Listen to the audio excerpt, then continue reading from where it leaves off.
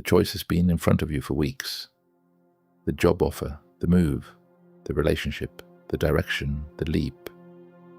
You've made the pro and con list, twice, in different colors. You've asked everyone. You've run the scenarios until they blur together. And still you stand at the fork, unable to move, because some part of you is waiting for certainty to arrive and tell you which road is right. It hasn't come. It isn't going to. And in the meantime, life is quietly making the choice for you, one delayed day at a time. The Stoics were, above all, men of action. Marcus ran an empire. Seneca advised one. Epictetus taught soldiers and statesmen. They could not afford to freeze. And their clarity about decision came from one hard, liberating insight. The thing you're waiting for, a guarantee about how it will turn out, does not exist, has never existed, and is not required. You are frozen because you've set an impossible condition for moving, knowing the future. Release that one condition, and the paralysis loosens. Here's how they decided and moved and slept at night. The first tool is the dichotomy of control. Aim straight at the freeze. You are agonizing over the outcome. Will this job be good? Will this person be right? Will this move work out? But the outcome is precisely what you do not control. It depends on 100 forces beyond your hand. Other people, circumstance, luck, the weather of a future you can't see. What you do control is the choosing, the care you bring to it, the honesty, the alignment with what you actually value. Epictetus would say your entire job is to make a sound decision with the information you have. The result then belongs to fate. The paralysis comes from trying to control both. Do your part well and hand the rest over, and there is suddenly far less to be frozen about. The second tool changes what you're even deciding on. The anxious mind believes the right choice is the one that leads to the best outcome, which is unknowable, which is why it can never choose. But the Stoics measured a decision differently. To them, the only true good was virtue, acting with wisdom, justice, courage, honesty. So the question is not which road guarantees the best result. It's which road can I walk with integrity? Which one is honest about what I want, brave about what I feel, and fair to the people involved? That question you can actually answer. You often know, underneath the noise of the pro-con lists, which choice is the courageous one and which is the fearful one dressed up as prudence.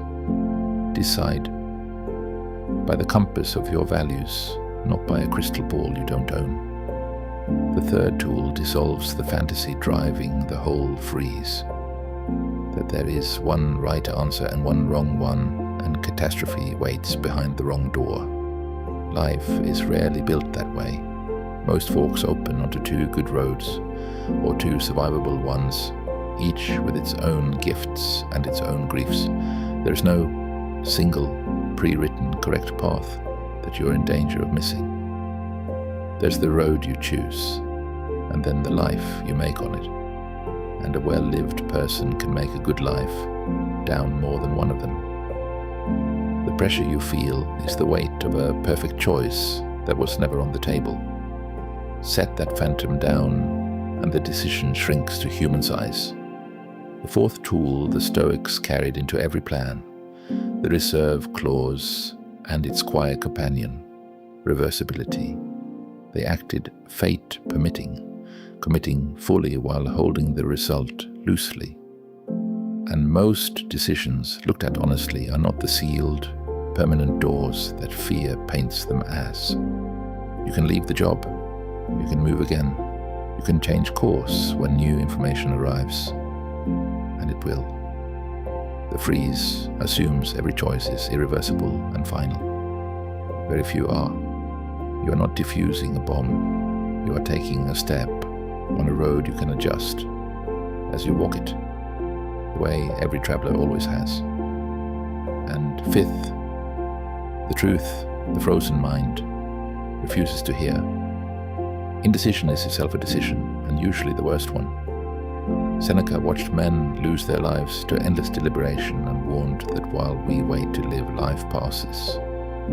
To not choose is to choose, to let time decide, to let the offer expire, to let the other person move on, to let the door close on its own. And that path has all the cost of a decision with none of the dignity of having made one.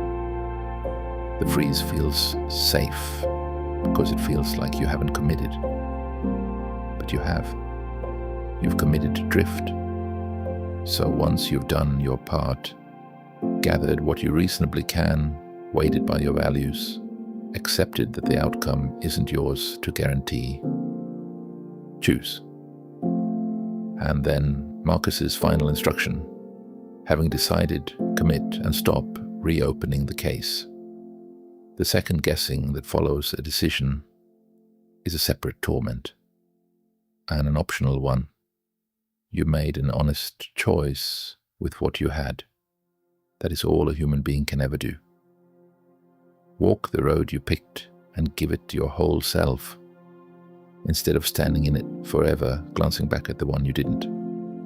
So there is the discipline. Control the choosing, not the outcome. Decide by your values, not by prophecy.